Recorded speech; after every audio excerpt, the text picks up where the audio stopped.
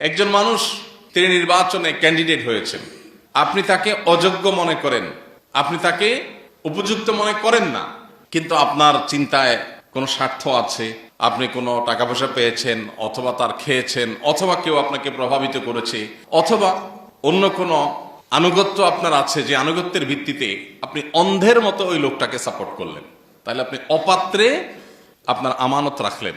অপাত্রে যদি আমানত রাখেন তাহলে এটাকেই বলা হয় জুলুম, এবং এটা কিন্তু আল্লাহ তাআলার কাছে সবচেয়ে ভয়াবহ অপরাধগুলোর একটা। আর জুলমু যুলুমাতুন ইয়াউমাল কিয়ামা, নবীজি বলেছেন কিয়ামতের দিন দুনিয়ার জুলুম বহুমুখী অন্ধকার হয়ে আসবে। একটা ভোট জেনে শুনে অপাত্রে ভুল জায়গায়, কয়টা টাকার বিনিময়ে, কিংবা সামান্য হীন স্বার্থকে ঘিরে, কিংবা আপনি ইচ্ছাকৃত হোক অথবা কোনো স্বার্থের কারণে হোক, আপনি যদি ভুল জায়গায় প্রয়োগ করেন তাহলে আপনি জুলুম করলেন। এই একটা জুলুম কিয়ামতের দিন আপনার কাছে বহুমুখী অন্ধকার হয়ে উপস্থাপিত হতে পারে। সম্মানিত মুসল্লিয়ানে কেরাম, সামনে জাতীয় নির্বাচন, দেশের সর্বস্তরে প্রত্যেকটা মানুষের মাথায়, মনে, মগজে নির্বাচন ঘিরে নানা জল্পনা কল্পনা, শঙ্কা, আশা, ভাবনা। বিশেষ করে বাংলাদেশের মতো যে সমস্ত দেশে বা সমাজে সর্বস্তরের সাধারণ মানুষ দেশের কল্যাণ চায়, ভালো চায়, মঙ্গল চায়, কিন্তু তেমন কোনো ভূমিকা রাখবার সুযোগ থাকে না, সেই মানুষগুলোর কাছে নির্বাচনই হলো একমাত্র ভূমিকা, যেখানে তার কিছুটা মতামত দেওয়ার, মতামত প্রকাশ করবার, রাষ্ট্র পরিচালনার সিদ্ধান্ত গ্রহণ করবার ক্ষেত্রে রাখবার সুযোগ আছে। এজন্য নির্বাচনকে ঘিরে এত উৎসব, এত উৎসাহ, এত আগ্রহ, যে মানুষের আর তো কিছু করার নাই, অন্তত এখানে কিছু করবার চেষ্টা সাধারণ মানুষ করে। গণতান্ত্রিক সমাজে এই নির্বাচন অত্যন্ত গুরুত্বপূর্ণ। যদিও সংখ্যাগরিষ্ঠ মানুষ এদেশের মুসলমান, আর ইসলাম নেতা নির্বাচন করার ক্ষেত্রে গণতান্ত্রিক এই প্রক্রিয়াকে ঠিক এইভাবে সমর্থন করে না। ইসলাম মানুষকে, মানুষের মতামতকে গোনার চাইতে মতামতকে ব্যক্তিভেদে মূল্যায়ন করবার মতে বিশ্বাস করে।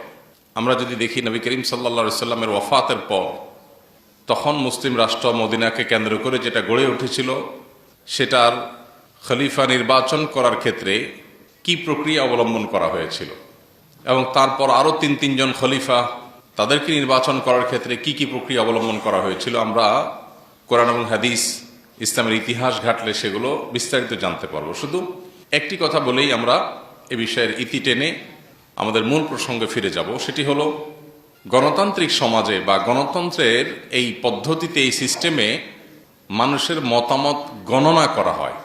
অর্থাৎ একজন বিশ্ববিদ্যালয়ের শিক্ষক, তার মতামত আর একজন একেবারে খেটে খাওয়া দিনমজুর কিংবা শিক্ষাবঞ্চিত মানুষের মতামতের ভ্যালু এক। একজন বিশ্ববিদ্যালয়ের প্রফেসর পলিটিক্যাল সায়েন্স পড়ান, দেশের অনেক গুরুত্বপূর্ণ কোর জিনিসগুলো জানেন, বুঝেন, এই লেভেলের একজন মানুষ, একজন বুদ্ধিজীবী, একজন বিচক্ষণ, একজন দূরদর্শী, একজন জ্ঞানী, তার ভোটের যে মূল্য, একেবারে সাধারণ কোনো মানুষ, যিনি হয়তো শিক্ষাবঞ্চিত, যিনি হয়তো অনেক কিছু বোঝেনও না, তার ভোটের মূল্য সমান। একজনের বয়স মাত্র 18 বা 19, আরেকজন অনেক অভিজ্ঞ, অনেক পোড় খাওয়া, অনেক বিচক্ষণ, অনেক দূরদর্শী, অনেক কিছু দেখার সুযোগ হয়েছে, বোঝার সুযোগ হয়েছে। এই দুজনের ভোটে গণতান্ত্রিক সিস্টেমে কোনো পার্থক্য নাই। অর্থাৎ ভোট গণা হবে, কে দিয়েছে এটা গুরুত্বপূর্ণ না। এখন 10 জন সাধারণ মানুষের মতামত, কোনো কোনো ক্ষেত্রে একজন এক্সপার্টের মতামত ওই 10 জনের চাইতে গুরুত্বপূর্ণ হতে পারে কি পারে না। আমরা ইসলামের ইতিহাসে নবী করিম সাল্লাল্লাহু আলাইহি সাল্লামের ওয়াফাতের পর খলিফা নির্বাচনের সময় লক্ষ্য করেছি যে এখানে ভোট মূল্যায়ন করা হয়েছে, ভোটের কোয়ালিটি বিবেচনা করা হয়েছে, শুধু কোয়ান্টিটি না। গণতান্ত্রিক সমাজে ভোট শুধু কোয়ান্টিটি বিবেচনা করা হয়, কোয়ালিটির কোনো ভ্যালু এখানে নাই। এটা একটা পার্থক্য। এখন আপনি যে কোনো ক্ষেত্রে, আপনি একটা অফিস পরিচালনা করেন, একটা গুরুত্বপূর্ণ ডিসিশন নেবেন, তো সেখানে পলিসি মেকার, অনেক দূরদর্শী, অনেক এক্সপার্ট একজন মানুষের একটা মতামত দেখা যাবে সবার সিদ্ধান্তের চাইতে গুরুত্বপূর্ণ হতে পারে। তো এটা একটা মৌলিক পার্থক্যের জায়গা।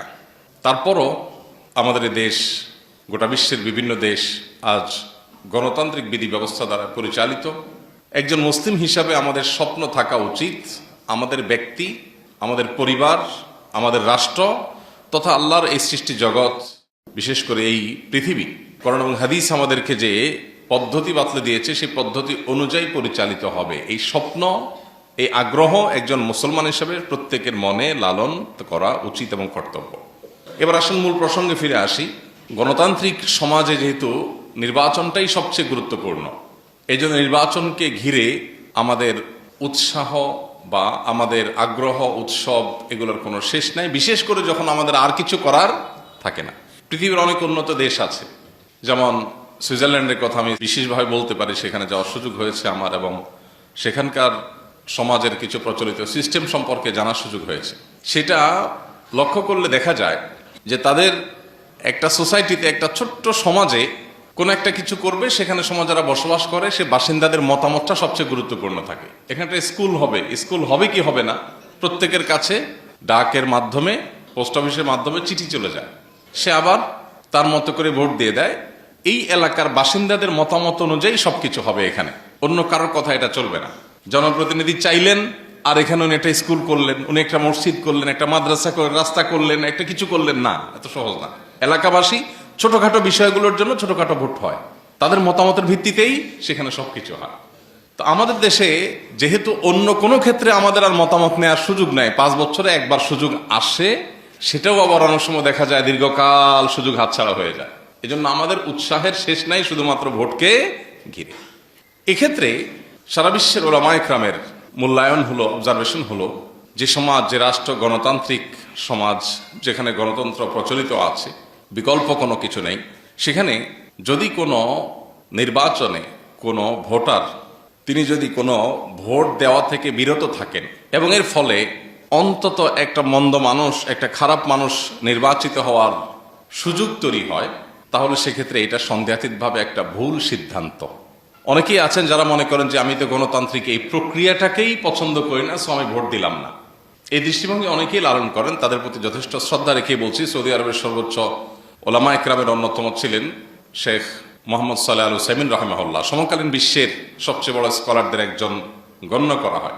তিনি পরিষ্কারভাবে মতামত দিয়েছেন, কোন সমাজে যখন ভোটাভুটির সিস্টেম থাকে, গণতান্ত্রিক এবং নির্বাচনের পদ্ধতি প্রচলিত থাকে, সেখানে তুলনামূলক ভালো মানুষটাকে নিজের ভোট দেওয়া এটা ভোটারের কর্তব্য। তুলনামূলক ভালো মানুষকে যদি আপনি ভোটটা না দেন, আপনার মতটা আপনি না দেন, তাহলে দিন শেষে কি হবে? দিন শেষে এই ন্যারেটিভ, এই মতামতের ভিত্তিতে যে ন্যারেটিভ বিল্ড হয়, যে ন্যারেটিভ প্রতিষ্ঠিত হয়, সেটা অন্যায় সমাজের মধ্যে ঝেঁকে বসার ক্ষেত্রে আরো বেশি সহায়ক হবে। দিন শেষে খারাপ মানুষরা বলবে, কই এই যে এত % ভোট পাওয়া গেছে, অতএব মানুষ তো এটাই চায়, বোঝা যাচ্ছে। আপনি যে কি চান সেটা তো আপনি বোঝাবার কোনো সুযোগ তৈরি করেন নাই। আপনি একজন সৎ, একজন ভালো মানুষকে ভোট দিতে গিয়ে যদি আপনার মনে হয় লোকটা জিতবে না, তাও আপনার কিছু আসে যায় না, তাকে জেতানো আপনার দায়িত্ব না। আপনার দায়িত্ব হলো সঠিক জায়গায় সঠিক সিদ্ধান্তটা দেওয়া। সঠিক জায়গায় সঠিক সিদ্ধান্তটা যদি আপনি দেন, আল্লাহর কাছে আপনার দায় থাকলো না, এবং সেই সাথে আপনি যেই মতকে বিশ্বাস করেন সঠিক বলে, সেই মতের পক্ষে একটা মতামত কাউন্ট হয়ে গেল। এটা ওই মতের পক্ষে ন্যারেটিভ বিল্ড করার ক্ষেত্রে এক পদক্ষেপ হলো, এক পা হলো আগাবে। আর যদি আপনি বিরত থাকেন, তাহলে এখানে ভালো এবং মন্দের যে প্রতিযোগিতা, যোগ্য এবং অযোগ্যের যে কম্পিটিশন, এই কম্পিটিশনে আপনার কোনো ভ্যালু অ্যাড করা গেল না, ফলে মন্দের পাল্লা ভারী হওয়ার আশঙ্কা থাকবে। আল্লাহ রাব্বুল আলামিন কোরআনে কারিমে আমাদেরকে আমানতের ব্যাপারে সচেতন করেছেন। একজন ইমানদার তিনি আমানতদার হতে হবে। এই ভোটকে এক প্রকার মতামত গ্রহণ করা, পরামর্শ চাওয়ার মতো বিষয় হিসেবে তুলনা করা যায়। আর যখন কেউ পরামর্শ চায় আপনার কাছে, যে আপনি মতামত দেন, তখন কিন্তু এটা আপনার কাছে আমানত হয়ে যায়। নবী করিম সাল্লাল্লাহু আলাইহি ওয়াসাল্লাম বলেছেন, আল মুস্তাশার মু'তামান, যার কাছে পরামর্শ চাওয়া হয় এই লোকটা আমানত এর দায়িত্ব বহন করছে, বোঝা বহন করছে। আপনাকে বলা হলো যে আপনি মতামত দেন, যখনই আপনার কাছে মতামত চাওয়া হলো, তখনই আপনার উপর আমানত এসে জেকে বসেছে। এখন আপনার কর্তব্য হলো এই আমানতকে যথাস্থানে রেখে দেওয়া। অতএব আপনার মতামতটা যেন যথাস্থানে হয়, সেটাই হবে আমানতদারিতা রক্ষা। আর যদি না হয়, তাহলে মনে রাখবেন নবী করিম সাল্লাল্লাহু আলাইহি ওয়াসাল্লাম বলেছেন, লা ঈমান লিমান লা আমানাতা লাহ, যার মধ্যে কোনো আমানতদারিতা নাই, তার ঈমানও নাই। সে নাম কষ্টে মুসলিম হতে পারে, সে চূড়ান্ত বা প্রকৃত অর্থে মুসলিম হতে পারে না যার ভিতরে আমানতদারিতা নাই। আল্লাহ তাআলা বলেছেন ইন্নাল্লাহা ইয়া'মুরুকুম আন তু'আদ্দুল আমানাতি ইলা আহলিহা। আল্লাহ নির্দেশ করেছেন যে তোমরা আমানত যথাস্থানে পৌঁছে দিবা, এটা তোমার কর্তব্য।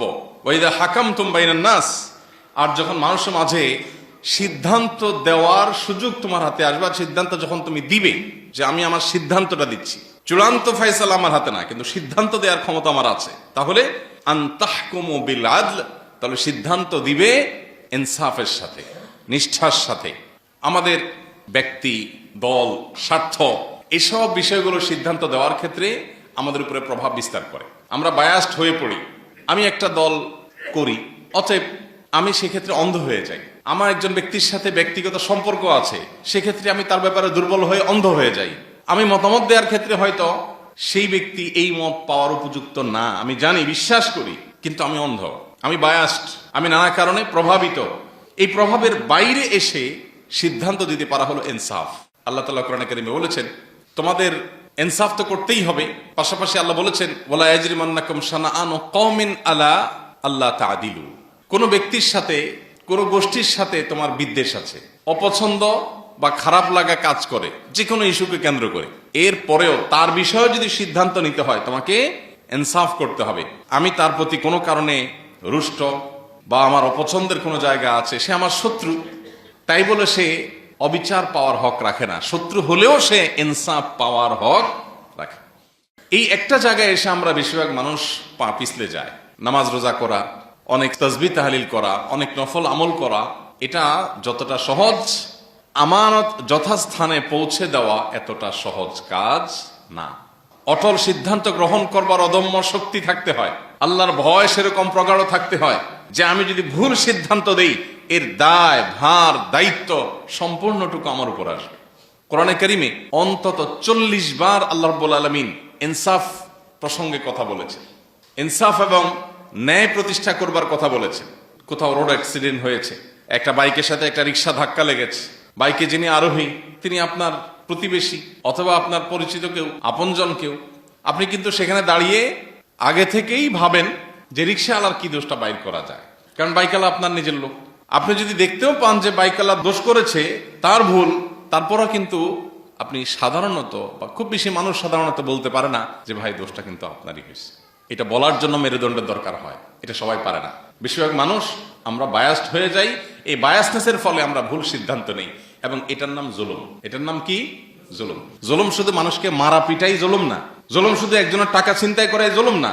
ইযা বুসিদাল আমরু ইলা গায়রি আহলিহি ফান্তাযিরিস সাআহ, এটা যেমন একটা হাদিস রয়েছে, অপরদিকে জুলুম প্রসঙ্গে আরেকটা গুরুত্বপূর্ণ সংজ্ঞা আছে, সেটা হলো ওয়াদউ শাইই ফি গায়রি মাহাল্লিহি জুলম। যথাস্থানে যথা জিনিস না রেখে অপাত্রে সে জিনিসটি রাখা, এটা জুলুম।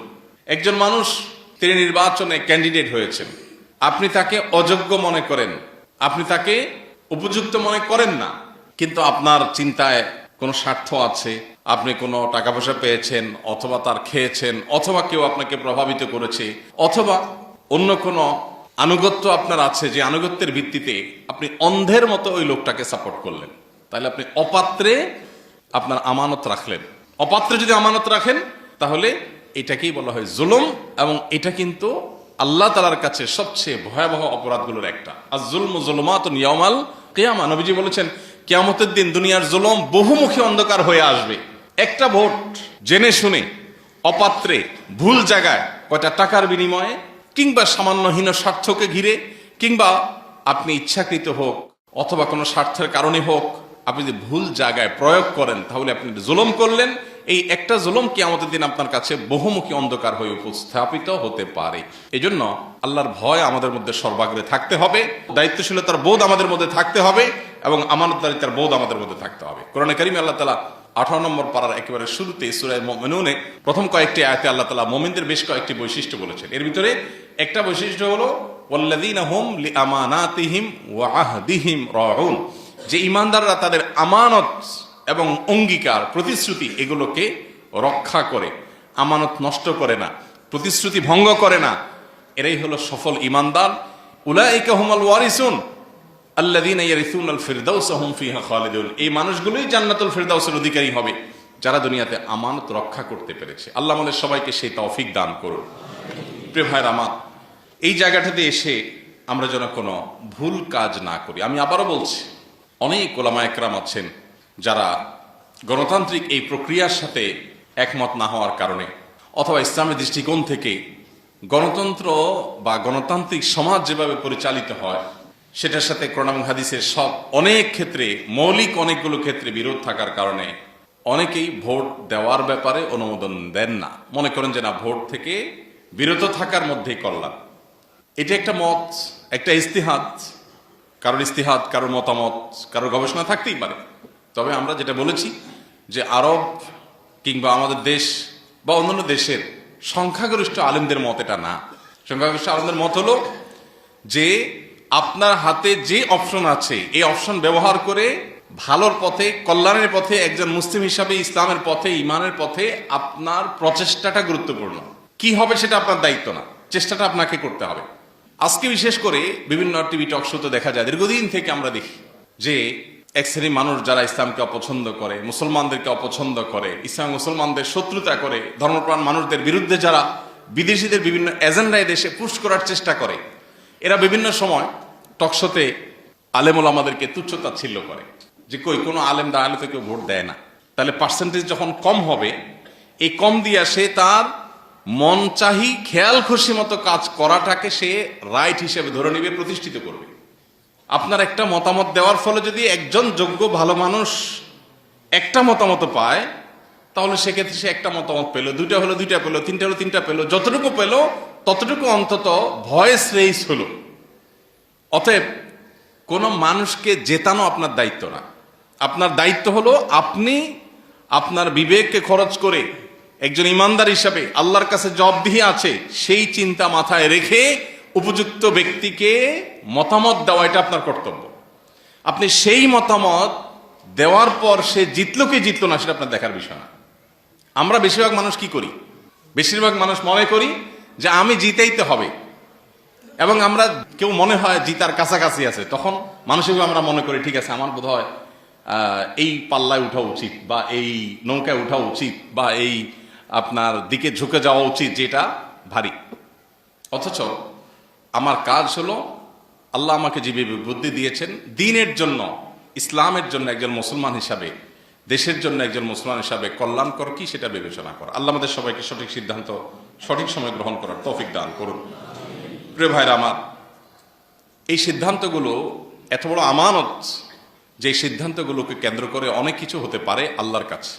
একটা প্রশ্ন আমাদের কাছে প্রায় সময় আসে, সেটা হলো আমি একজন ক্যান্ডিডেটকে ভোট দিলাম, সেটা যে কোনো ক্ষেত্রে হোক, জাতীয় নির্বাচন হোক, স্থানীয় নির্বাচন হোক, অথবা অন্য কোনো নির্বাচন হোক, আমি কোথাও মতামত দেওয়ার সুযোগ পেলাম, আমাকে বললো তুমি মতামত দাও, আমি আমার মত দিলাম, বাট আমার মত নিয়ে সে নির্বাচিত হয়ে কোনো খারাপ কাজ করলো, এর দায় কার উপরে বর্তাবে? অনেক বড় একটা প্রশ্ন। তো এটার উত্তর হলো, একটা হলো যে একজন মানুষের ব্যক্তিগত ভুল বিচ্ছুতি, একান্তই ব্যক্তিগত, যেটা আগে থেকে কোনো আগাম ধারণা করার সুযোগ নেই, এটা লোকটা গুনাহে লিপ্ত হয়েছে, এটা খারাপ কাজ করেছে, তো এটার দায় তার। আল্লাহ কোরআনে কারিমে বেশ অনেক জায়গায় বলেছেন, ও আল্লাহ তাজিরু ওয়াজরাতুন উজরা উখরা, কোন ব্যক্তি আরেকজনের পাপের বোঝা বহন করবে না, সে পাপ করছে তার পাপ তাকে পাবে। তবে আল্লাহ তাআলা সূরা মায়েদার একেবারে শুরুতে এও বলেছেন, ওয়া তাআওয়ানু আলাল বিররি ওয়াত তাকওয়া ওয়া লা তাআওয়ানু আলাল ইসমি ওয়াল উদওয়ান। পাপ এবং সীমালঙ্ঘন হবে তুমি জানো। কোন ব্যক্তি সে হয়তো মাদক গ্রহণ করে, কোন ব্যক্তি সে ফাসিক, তার ভিতরে আল্লাহর ভয় নাই, সে হয়তো ভালো করে নামাজটাও পড়ে না, সে হয়তো দ্বীন ইসলামের কোনো বালাই তার মধ্যে নাই, সে হয়তো আল্লাহ ভীরু না হওয়ার কারণে, মুত্তাকি না হওয়ার কারণে, ভালো মুসলিম, ভালো সৎ মানুষ না হওয়ার কারণে সে হয়তো নানান পাপাচারা লিপ্ত হবে, খুন খারাপি করবে, মাস্তানি করবে, অনেক অন্যায় কাজ করবে, অনাচার করবে, দখলদারিত্ব করবে, এই টাইপের মানুষ সে, আপনি জানেন। এরপরে যদি আপনি সেখানে ভোট দেন, কেন? দলীয় আনুগত্য কিংবা আপনার অন্য কোনো স্বার্থের কারণে, তাহলে যদি আপনার এই ভোটের পর এই লোক নির্বাচিত হয়ে অন্যায় কাজ করে, তাহলে তার একটা ভাগ আপনাকে বহন করতেই হবে। ধরলেন না, খাইলেন না, ছুঁইলেন না, কিন্তু পাপের বোঝা আপনাকে ঠিকই নিতে হবে। নিজের বিবেকের কাছে আপনি দংশিত হতে থাকবেন কিয়ামতের শাস্তিতে পরের কথা। তো এই জন্য এই জায়গাটাতে একজন ইমানদার মানুষ হিসাবে আমানতদারিতা রক্ষা করাটা খুবই গুরুত্বপূর্ণ। আমাদের দেশে ভোট কেনা বেচার যে কালচার আছে, গ্রামে গঞ্জে শহরে বিভিন্ন ক্ষেত্রে, এই কালচার জঘন্য এবং ভয়াবহতম কালচার। এটার বিরুদ্ধে আমাদের সামাজিক প্রতিরোধ গড়ে তোলা দরকার। টাকা দিয়ে কেউ যেন অন্তত কোনো মানুষের মতামত কিনতে না পারে। প্রচলিত আইনে যেরকম নিষিদ্ধ, একইভাবে শরিয়ার দৃষ্টিকোণ থেকে এটা এত বড় জঘন্য অপরাধ। একটা মানুষ আমানতের খেয়ানত করলো, এটা একটা অপরাধ। আবার মতামত দিতে গিয়ে ঘুষ গ্রহণ করলো, এটা কিন্তু ঘুষ।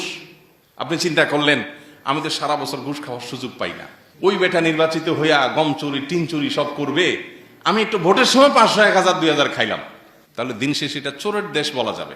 এই ট্যাগ যদি আপনি শুনতে আপনার খারাপ না লাগে তাহলে আপনি খাইতে পারেন, কিন্তু দায় আল্লাহর কাছে ঠিকই নিতে হবে। ডাবল গুনাহ, একদিকে ঘুষ গ্রহণের গুনাহ। আমরা ঘুষ মনে করি শুধুমাত্র ওই চাকরি বাকরি যারা করে, সরকারি বিভিন্ন পদের জন্য জায়গায় যারা থাকে, গুরুত্বপূর্ণ পোস্টে থাকে, তারা হয়তো বিভিন্ন সুবিধা দিয়ে যে টাকা গ্রহণ করে এটাকে ঘুষ মনে করি আমরা। ভোটের বিনিময়ে যেই টাকা বা সুবিধা গ্রহণ করা হয় এটাও কি ঘুষ। এবং শুধু ঘুষ না, এখানে একটা অপরাধ না, শুধু আমানতের খেয়ানত আবার ঘুষ গ্রহণ, এই দুইটা অপরাধ, এটা কিন্তু আপনার এর দায় বহন করতে হবে। এই জন্য আল্লাহ তাআলা ভয় আমাদের মধ্যে থাকা গুরুত্বপূর্ণ। আমরা যতদিন মুত্তাকি না হব ততদিন দেশের পরিবর্তন, দেশের পরিস্থিতির চেঞ্জ হবে না। যারা একটু ট্রাভেল করেছেন, টুকটাক বিভিন্ন দেশে যাওয়ার যাদের অভিজ্ঞতা আছে, তারা বলতে পারবেন আমরা কোথায় দাঁড়িয়ে আছি, এই দেশটা কোথায় দাঁড়িয়ে আছে। পৃথিবীর এমন কোন দেশ, আমি ট্রাভেল করে আজ পর্যন্ত, আমার ট্রাভেল হিস্ট্রি খুব বেশি না, সব মিলে হয়তো 25-30টা দেশ ঘুরছি আমি। এই 25-30টা দেশের মধ্যে এমন একটা দেশ পাই নাই যেই দেশে যাওয়ার পরে মনে হয়েছে যে যাক আমার দেশটা এর চাইতে ভালো। আইন শৃঙ্খলা বলেন, নীতিহীনতা বলেন, বিচার ব্যবস্থার বিচারের কোয়ালিটি বলেন, গণমাধ্যমগুলোর অবস্থান বলেন, প্রত্যেকটা সেক্টরে, অবকাঠামোগত উন্নয়ন বলেন, রাস্তাঘাট বলেন, প্রত্যেকটা সেক্টরে পৃথিবীর যেই কটা দেশ আমরা দেখি সচরাচর সেসব দেশ থেকে আমরা পিছিয়ে আছি। অথচ এরকম বহু দেশ আছে যেগুলো আমাদের পরে দেশ গঠন হয়েছে, স্বাধীনতা আমাদের পরে অর্জন হয়েছে, বাট এখন তাদের কাছে চাকর হয়ে যাওয়ার জন্য আমাদের মন্ত্রীরা সিরিয়াল ধরে বসে থাকে যে আমাদের দেশ থেকে কিছু লোক নেন, এটার জন্য মন্ত্রীরা অপেক্ষা করে। এটা আমাদের জন্য লজ্জা। এর দায় শুধুমাত্র রাজনীতিবিদদের দিলে হবে না, এর দায় আমাদেরও আছে। যে দেশে 500-1000 টাকায় ভোট কেনা যায় সে দেশে কিভাবে ভালো পরিবর্তন হবে। এলাকাতে একটা যোগ্য মানুষ আছে, উনি নিতে চায় না, সবাই ওনাকে জোর করছে, না ভাই আপনাকে নিতে হবে। হয় না এরকম অনেক সময়? নবীজি বলেছেন কেউ যদি এরকম কোন মানুষকে দায়িত্ব চাপিয়ে দেয় তখন সে আল্লাহর পক্ষ থেকে সাহায্যপ্রাপ্ত হয়। তার দায়িত্ব পালনের ক্ষেত্রে আল্লাহ তাকে কি করেন? সাহায্য করেন। আর যখন নিজেকেও নিজের ঢোল নিজে পিটায়, হ্যাঁ, নিজেই কর্মীদের শিখায় দেয়, স্লোগান কি হবে? অমুক নেতার চরিত্র ফুলের মতো পবিত্র। লিখে দিচ্ছে কে? নেতা। তো যে নিজের ঢোল নিজে পিটায় এবং দায়িত্ব যে ব্যক্তি যেচে নেয়, নবীজি বলেছেন আল্লাহর পক্ষ থেকে সে সাধারণত সাহায্য প্রাপ্ত হয় না। এটা হলো ইসলামের মূল কনসেপ্ট। এরপরও কোন জায়গায় যদি মনে হয় যে না, এখানে আপনি যেচে না নিলে বরং ন্যায় এবং সত্য পিছিয়ে পড়বে। অনেক সময় আমরা সফরে যাই, ট্রাভেলে যাই, নামাজ কে পড়াবে এটা নিয়ে দ্বিধাদ্বন্দ্বে পড়ে যাই। হয় না এরকম? ধরুন ফেরিঘাটে আপনি ফেরিতে উঠলেন, যদিও ফেরি এখন আস্তে আস্তে কমে গেছে। কোন একটা বাস স্টপেজে আপনি গেলেন, ব্রাহ্মমান একটা নামাজের জায়গা যেখানে টেম্পোরারি জামাত হচ্ছে, পার্মানেন্ট কোন ইমাম নাই, তো সেখানে দেখা যায় কে ইমামতি করবে এটা দ্বিধায় পড়ে যায় মুসল্লিরা। আছে না? অনেক মুসল্লি আছে উনি জানে ওনার ক্যারারটা সহি, উনি যদি এখন সামনে বেড়ে না যান, এমন কেউ সামনে বেড়ে যাবে এর ক্যারারটা সহি না, নামাজই হবে না, এমন অশুদ্ধ পড়ে। তো এরকম পরিস্থিতিতে না ভাই আমি নিজে ইমাম হওয়া এটা তো উচিত না, তাহলে আমি দাঁড়ায় থাকি, এটা না। তখন আপনাকে নিজেই কি হতে হবে? ইমাম হতে হবে। কারণ আপনি নিজে ইমাম না হলে ভুলভালকে ইমাম হয়ে আপনার নামাজ তার নামাজ দুইটা নষ্ট হওয়ার আশঙ্কা আছে। তো এইরকম পরিস্থিতিতে প্রার্থী হওয়া নাজায়েজ না। আমি শুধু ইসলামের কনসেপ্টটা বললাম যে ইসলাম কিন্তু বলে যে চায় তাকে দায়িত্ব দিও না, যে চায় না তাকে যেছে দায়িত্ব দাও। গণতান্ত্রিক এই বিধি ব্যবস্থা এই সমাজে যখন যেছে দায়িত্ব দেওয়ার কালচারই নাই, সেখানে বরং কেউ যদি সত্যের পক্ষে না দাঁড়ায় সেক্ষেত্রে সত্য বরং নিভে যাবে, অসত্য বরং শক্তিশালী হবে, তখন তার দায়িত্ব আগ বেড়ে যাওয়া। কিন্তু সেই আগ বাড়াটা হবে আল্লাহর খাতিরে।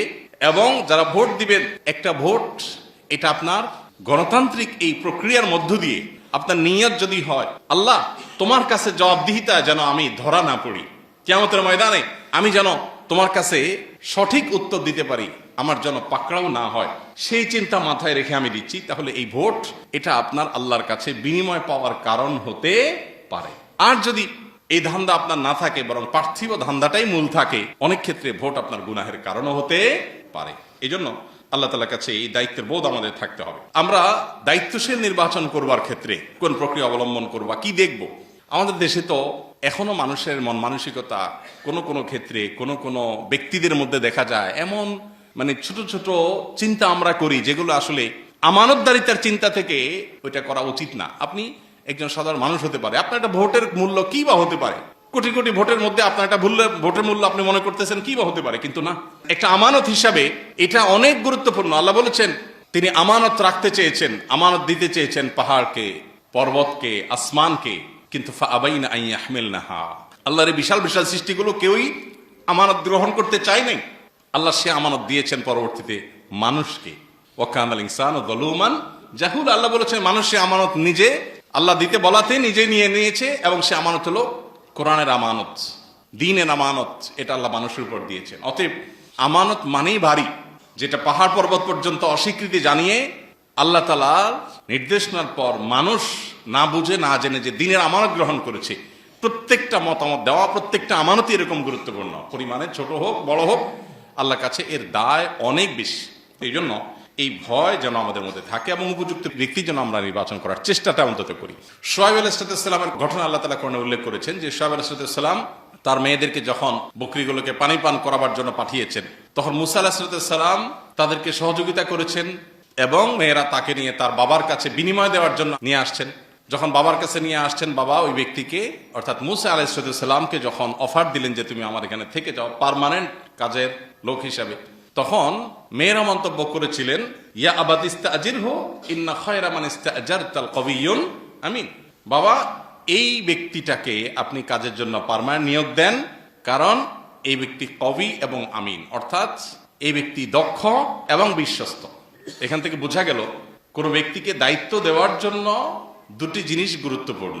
একটা হলো এই দায়িত্ব পালনে সে কতটা সক্ষম, কতটা দক্ষ সেটা দেখা, আরেকটা হলো কতটা সৎ সেটা দেখা। শুধু সততা এটা দায়িত্ব দেওয়ার জন্য যেমন যথেষ্ট না, আবার শুধু দক্ষতা এটাও দায়িত্বের বোঝা কারোর উপরে চাপানোর জন্য যথেষ্ট না, বরং একসঙ্গে তাকে দক্ষ হতে হয় আবার সৎ হতে হয়। আপনি কোনো একটা কাজ দিবেন, কোনো একটা আপনার অফিসে, আপনার কোনো একটা কোম্পানিতে, আপনার ব্যবসা প্রতিষ্ঠানে, নিশ্চয়ই আপনি খুঁজবেন এই কাজটা করার জন্য উপযুক্ত ব্যক্তি যেন পান, একই সাথে সে যেন চোর না হয়, সে যেন দুর্নীতিবাজ না হয়। একদিকে যদি হয় খুব যোগ্য শেয়ানা চালাক মানুষ, কিন্তু সে 2 নম্বর, সে যেরকম আপনার জন্য ক্ষতিকর, আবার অপর দিকে একজন মানুষ খুবই সৎ, নামাজি, আল্লাহ ভীরু, কিন্তু তার সে দক্ষতা নেই এই কাজটা করার মতো, তাকেও দায়িত্ব দেওয়া যথাযথ হবে না, কারণ সে দায়িত্ব নিয়ে দায়িত্ব পালন করতে পারবে না। অতএব একই সঙ্গে দক্ষতা এবং সততার সন্নিবেশ যেন ঘটানো যায়, তুলনামূলক যা আছে এর মধ্যে মন্দের ভালো কি হতে পারে সেই জিনিসটা যেন বের করা যায়, এই চেষ্টা আমাদের করতে হবে। অতএব আমি আমার আমানত এর জন্য আল্লাহর কাছে জিজ্ঞাসিত হব, সে আমানতটা আমি যথাযথভাবে পালন করছি কিনা সেটা আমার কাছে দেখার বিষয়। এর বাইরে আল্লাহ তাআলার কাছে আমার আর কোনো জবাবদিহিতা এই ক্ষেত্রে অন্তত নাই। আমি যদি আমানতটা সঠিকভাবে পালন করার চেষ্টা করি, আল্লাহর কাছে আমি দায়মুক্ত হলাম। সে জিতলো কি জিতলো না সেটা আমার দেখার বিষয় না। অতএব আমি কার পাল্লা ভারী সেটা বিবেচনা করব না। এমন এমন বিষয় দেখে মানুষ ভোট দেয়, এখনো বলে যে অমুক মাশাআল্লাহ হ্যান্ডসাম, চেহারাটা সুন্দর, অতএব ভোটটা এবার এড়িয়ে দেব।